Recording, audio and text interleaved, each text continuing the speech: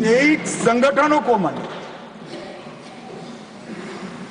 हमने unlawful association घोषित की कर दिया। और मैं आज गर्व के साथ कह रहा हूं 19 से 24 के बीच में हुर्रियत के सबसे सीरियस टाइप के 14 ऑर्गेनाइजेशन आज 14 के 14 बैन कर दिए गए। मान्यवर, हुर्रियत का अस्तित्व जिस हुर्रियत के साथ एक जमाने में बातचीत करते थे, पाकिस्तान के बातचीत करने के लिए मीडिएटर बनाया था, आतंकवादी संगठनों से बातचीत करने के लिए, वो हुर्रियत को हमने समाप्त कर दिया जमीन के अंदर गाड़ने।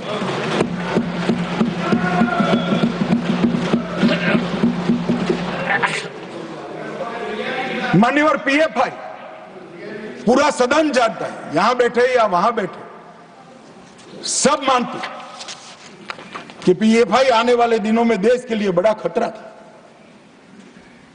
मगर जो खतरों को दूर से नहीं देखते वो देश को खतरों से नहीं बचा सकते। मुक्त दर्शक बनकर, मुक्त प्रेक्षक बनकर खतरों को देख नहीं रहे।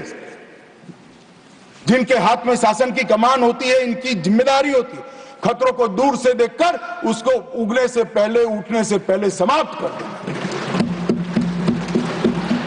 हमने पीएफआई पर बैन लगाया, एक साथ देश के 24 राज्यों में रेड डालकर पीएफआई के एक एक बंदे को उठाकर जेल की सलाख होकर संपूर्ण गतिविधि समाप्त हो गई। कुछ लोग पंजाब में भी बिंडरान वाले बनने का प्रयास भी किया, आगे भी बढ़े।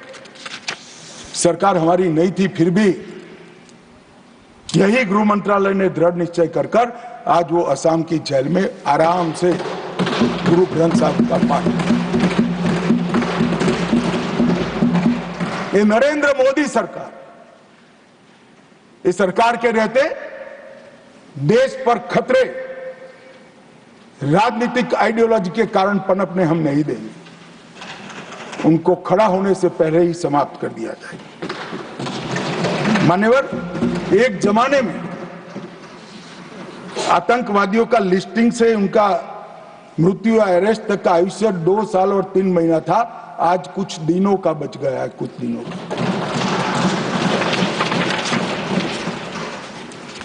हमने 15 सूत्रीय इंटीग्रेटेड योजना बनाई जिसमें जिहादी आतंकवाद के लिए नॉन प्रॉफिट ऑर्गेनाइजेशन और हवाला, इस पर तवाई की।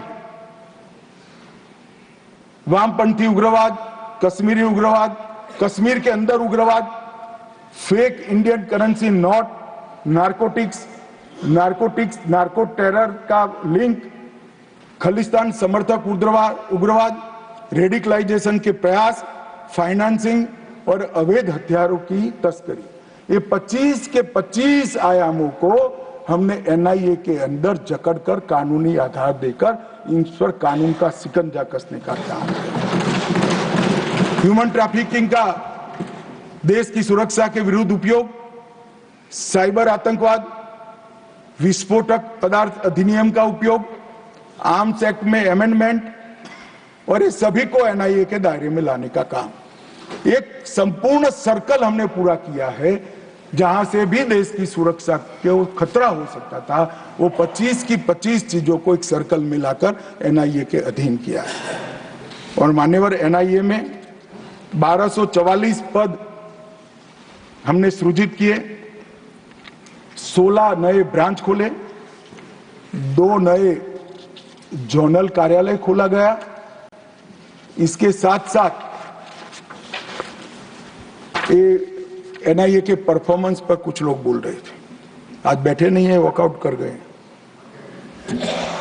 652 मामले, जब यूएपीए लगता है तक एक ट्रिब्यूनल भी होती है और सुप्रीम कोर्ट तक केस जाता है कि यूएपीए लगाया वो ठीक है या नहीं। मैं मेरी सरकार का रिकॉर्ड कहने आया हूं साहब, 652 मामले में से एक भी मामले में सुप्रीम कोर्ट तक एक भी केस को अनुचित घोषित नहीं किया गया। ये 652 मामलों में से 516 में चार्जशीट दायर करे गए, 157 मामलों में जजमेंट्स आ गया है और 150 मामलों में सजा दी गई है मान्यवर। 95% दोष का दर। दुनिया भर की टेरर एजेंसी के बीच में एनआईए का दोष सिद्धि का दर, मैं गर्व से इस सदन को कहना चाहता हूं, सबसे ऊंचा है, सबसे हाईएस्ट। हमने एनआईए को अब डीआरडीओ के साथ समझौता कराकर केमिकल, न्यूक्लियर, बायोलॉजिकल, टेररिज्म के मामले के लिए भी तैयारी शुरू की है। एनआईए के अधिकारों को अंतर्राष्ट्रीय एक्सपोजर देने के लिए एग्रीमेंट भी किए हैं और एनआईए और सेंट्रल फोरेंसिक साइंस लेबोरेटरी के साथ एक अनुबंध खोलकर सीएसएफएल में टेररिज्म के खिलाफ भी एक नया वर्टिकल हमने शुरू करने का काम किया है। मान्यवर, हमने इसके साथ साथ मैक को भी सुदृढ़ किया है। मैक में मोदी जी की सरकार आने के बाद काउंटर टेररिज्म की एक अलग व्यवस्था की गई। 72,000 रिपोर्ट उसमें जनरेट हुए हैं और मैंने भी समीक्षा की है मान्यवर। और ये जानकारी को गोपनीय रखने के लिए इसको एक बहुत अच्छे कम्युनिकेशन चैनल से जिले तक, पुलिस स्टेशन तक पहुंचाने की सुरक्षा भी, व्यवस्था भी इस 10 साल के अंदर ही मान्यवर खड़ी हुई। और नेट ग्रिड के माध्यम से कई सारे आरोपियों को पकड़ने के लिए 35 से ज्यादा डेटा को एक ही जगह पे एकत्रित कर ये लड़ाई को हमने और पुख्ता किया है। मान्यवर, कुछ सदस्यों ने ड्रग के लिए अपनी चिंता व्यक्त की। मैं भी मानता हूं ये बहुत गंभीर समस्या है, मगर इस सदन को और सदन को माध्यम से देश को मैं बताना चाहता हूं। मान्यवर, आपके माध्यम से मैं इस सदन को और सदन के माध्यम से देश को बताना चाहता हूं कि लड़ाई अकेली सरकार नहीं लड़ सकती। ये लड़ाई लड़ने के लिए हमने ढेर सारे प्रयास किए। मैं परिणाम भी बताता हूं, प्रयास भी बताता हूं, मगर दुख होता है कुछ सदस्य आंकड़ों को विकृत तरीके से यहां वर्णित करते हैं। मैं इस बात पर खैर बाद में आता हूं। हमने एक त्रिकोणीय एक्शन प्लान बना है। ड्रग की सप्लाई चेन पर रुथलेस अप्रोच के साथ हमला करना, डिमांड रिडक्शन के लिए एक स्ट्रेटेजिक अप्रोच अपनाना और हार्म रिडक्शन के लिए ह्यूमन अप्रोच का। हमारी सरकार की नीति है, जो ड्रग लेता है वो तो ये समस्या का विक्टिम है। गुनहगार कौन है? गुनहगार ड्रग का व्यापार करने वाला है। मान्यवर, इस पर ये हमारा है। हमने whole of government, whole of nation approach अपनाया है। गृह विभाग, वित्त विभाग, शिक्षा विभाग, आरोग्य विभाग, समाज कल्याण विभाग, सभी राज्य सरकारें, सभी साथ में रहकर इस समस्या के खिलाफ लड़ रहे हैं। हमने टॉप टू बॉटम और बॉटम टू टॉप इन्वेस्टिगेशन का एक नया प्रयोग शुरू किया। एक ड्रग की पुड़िया मिलती है तो ड्रग देश में कहां से आई वहां तक का इन्वेस्टिगेशन होता है, वो इंडिविजुअल केस नहीं माना जाता है। और अंतरराष्ट्रीय सीमा में अगर ड्रग पकड़ा जाता है, पोर्ट पर भी पकड़ा जाता है, एयरपोर्ट पर भी पकड़ा जाता है, तो वो पुड़िया बनकर कहां जाने वाला था वहां तक का इन्वेस्टिगेशन होता है। और इसके बहुत अच्छे नतीजे भी हमने, मगर ये चुनौती का प्रभाव पर्सनल लेवल पर, नेशनल लेवल पर देश का आर्थिक नुकसान और देश की सुरक्षा का नुकसान, चतुष्कोणीय दुष्प्रभाव है। और ड्रग मनी का उपयोग नक्सलवाद, आतंकवाद, अलगाववाद, क्रिप्टो करेंसी के चलन में वृद्धि, क्रिप्टो करेंसी का भी ड्रग के चलन में उपयोग, इसके बहुकोणीय हमले को देखकर हमने भी इसी तरह की नीति अपनाई। 2019 में गृह मंत्रालय ने 4 स्तरीय एनकोड मैकेनिज्म का गठन किया। जो एक शीर्ष स्तरीय एनकोड है वो यहां भारत सरकार में स्थित है। फिर कार्यपालक स्तरीय पर जहां सचिवों और राज्य के मुख्य सचिव और डीजीपीज हैं। फिर राज्य स्तरीय है जो मुख्यमंत्री की अध्यक्षता में होता है, और फिर जिला स्तरीय है जो डीएम की अध्यक्षता में होता है। और अब तक 5 साल में 7 शीर्ष स्तरीय बैठक हुई, 5 कार्यकारी स्तर की, 191 राज्य स्तर की और 6750 जिला स्तर की बैठकें हो चुकी हैं। इसको मिनिटाइज करते हैं।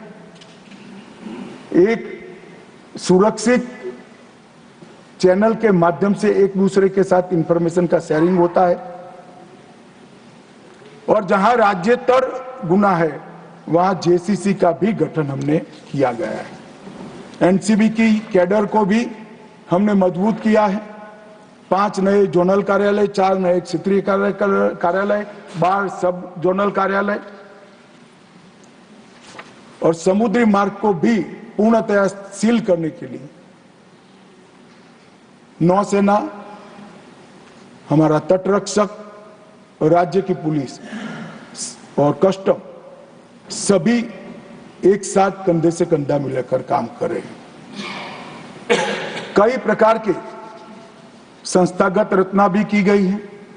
निदान नार्को अपराधियों को एक्सचेंज के लिए एक डेटाबेस बना है, एनकोड पोर्टल बना है, NCB Bhaskaracharya national institute for space application and Jio informatics बनाया है, वो अब बाइसेग है, वो इसका काम कर रहा है। ड्रग नेटवर्क चार्ट का मैपिंग भी किया गया है, और हमने कई सारे नए इनिशिएटिव लेकर कॉलेज तक जागरूकता को पहुंचा है।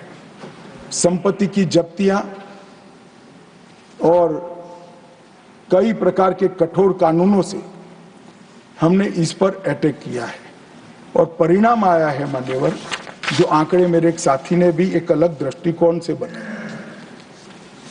मगर मैं अप्रोच में बदलाव सरकारें बदलने के साथ कैसे होता है वो बताना चाहता हूं।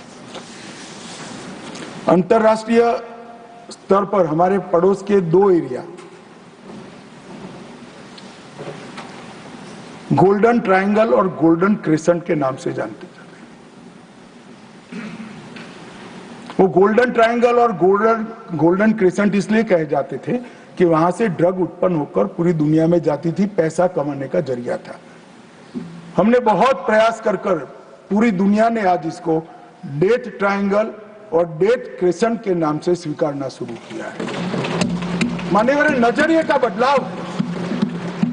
ड्रग व्यापार नहीं है, पूरी दुनिया के युवाओं के लिए खतरा है, नस्लें बर्बाद करने का साधन है।